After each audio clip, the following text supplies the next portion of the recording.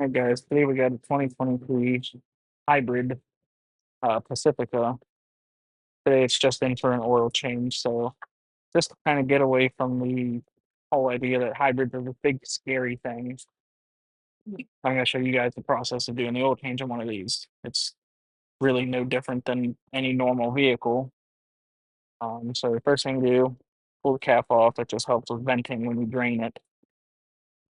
Next thing you do is get a 24 millimeter socket. You don't need this big extension. You can just use a regular ratchet. This just makes it easier. You bust it loose and remove it. Be mindful when you pull it out, it's going to drain some oil. So just try your best to let it drain before turning it over and picking it up. Then you just use a rag or paper towel, grab a hole filter and the cap, pull it apart, remove the O-ring.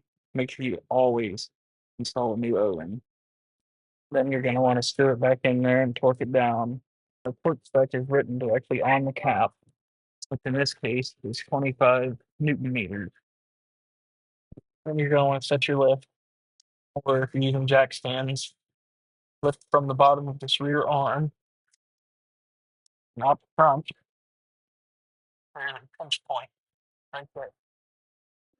Once you get it up in the air, you just use a soft screwdriver, turn this 90 degrees, and it'll drop down, and you can access the drain plug.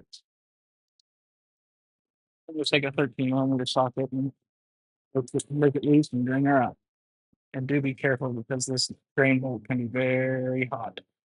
Then once the oil gets down to a dribble, go ahead and reinstall this and torque the drain plug to 20 foot-pounds.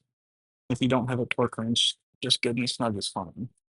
You'll reinstall the cover and make sure that the line in the screw is facing towards the front of the vehicle.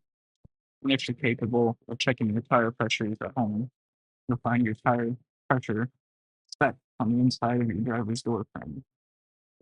While you're checking the tire pressures, it's a good time to check your spares if you have. These hybrid Pacificas do not. Then once you get it back down and get up top, you'll want to fill it up with 5 quarts of 020.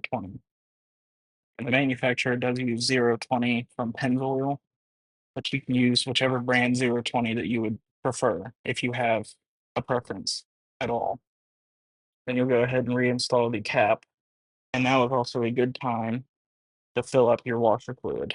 And then to properly check the oil level, you'll leave the hood open so that the engine is forced to run, being as this is a plug-in hybrid.